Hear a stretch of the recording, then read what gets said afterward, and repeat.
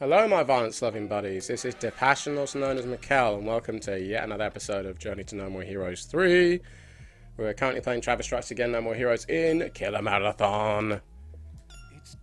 We're dropping right in, and we're going straight for Death Drive. We're going straight for that fun little game.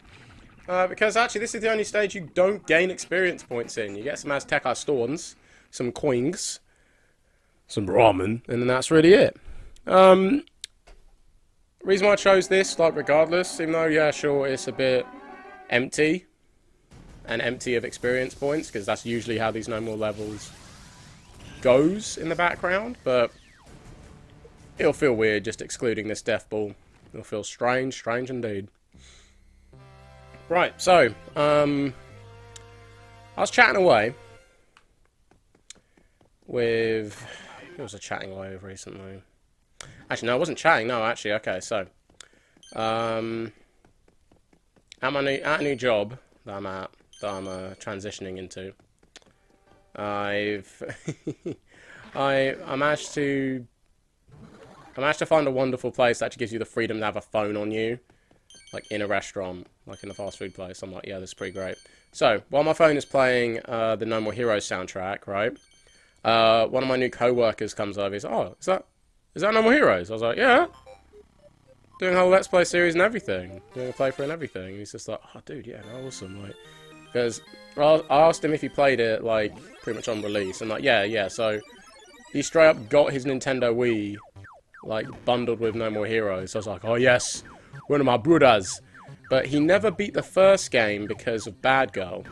And that's because the whole fake out thing actually can just beat you to death with a bat. So it was interesting, really, just to chat to him about that. Because as soon as we got to chatting about No More Heroes, I like babbled on about No More Heroes 2, then Travis Strikes Again, and it was awesome. It was awesome just chatting to somebody about No More Heroes face to face. That just is just someone different, because it's either me chatting with it's either going to be my girlfriend or a couple of my old pals. Like Scott, we'll be chatting about No More Heroes, and we're chatting at them. More often than not, chatting at them about No More Heroes, especially during this run, especially because, oh boy, I've really been digging deep into these games. But oh boy, so cool, so goddamn cool. But then at the same time, like, what's really fun about talking about any of the No More Heroes games is that, so you talk out loud about it with somebody else, like, you realise how weird the game's events are.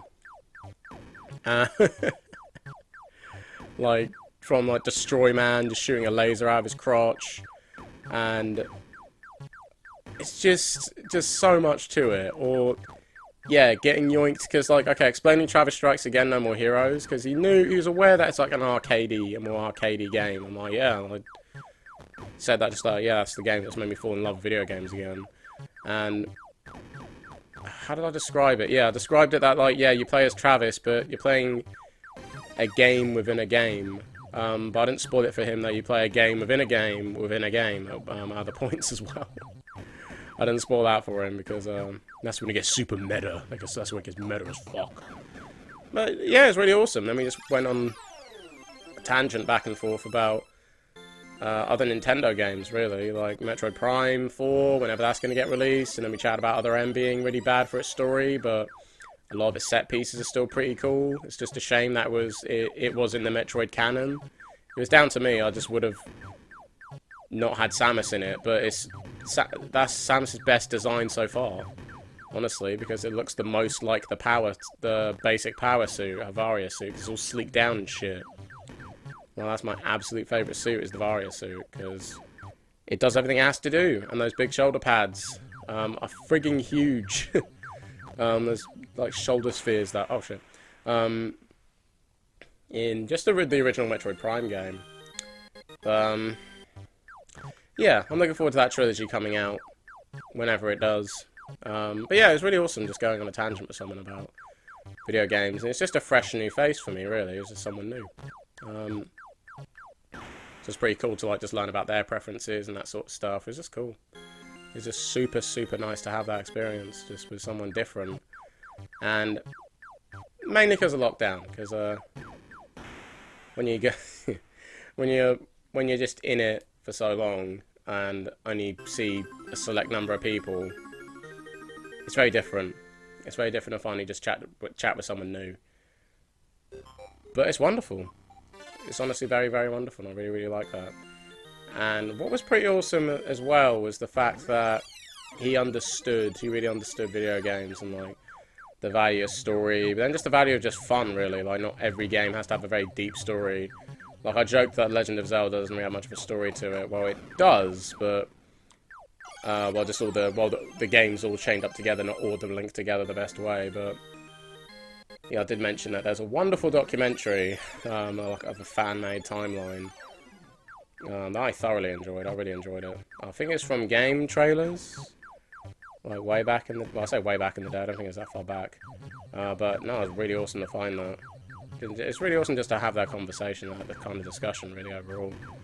Just chat about video games and just enjoy each other's company while we're working. I've missed that, because on my current job I just don't have that many people to really gel well with. It's like an age gap thing, just difference of interests and that sort of thing, really. So I felt the least myself in my current job, really. There's a whole bunch of other factors that just made me want to leave, but overall, wishing them well, wishing them all the best, all that jazz. It was nice, rewarding work, but not quite for me. Woohoo! But there we go. There we go. Yeah, overall it was actually pretty awesome, just to chat about No More Heroes some more. Some more than usual. And actually earlier today I did get to drive around Santa Destroy in OG No More Heroes 1. Because I'm going full throttle now, essentially, for my short stories series that's set in the No More Heroes universe. But it's set in it, but it's not moving Travis around all that much, or any of the side characters really all that much. It's going to be just a bunch of just, like, nice OG characters, but they have their own adventures completely separate. It doesn't affect the No More Heroes, like, story at all. I just wanted to do something very different, more for myself, really, if anything, because I've had a lot of fun just getting the storylines put together in that. I've, like, thoroughly enjoyed that. What's going to be especially wonderful is just how the stories come together, like how well they come together anyway. I'll try to put them together well. But I've got several story outlines put together already, so it's just a matter of time, really, until it's all done. It'll take a fair few years just because it's writing. Writing takes forever. But I'm super looking forward to it. It's going to be gorgeous. It's going to be a fantastic time, I think.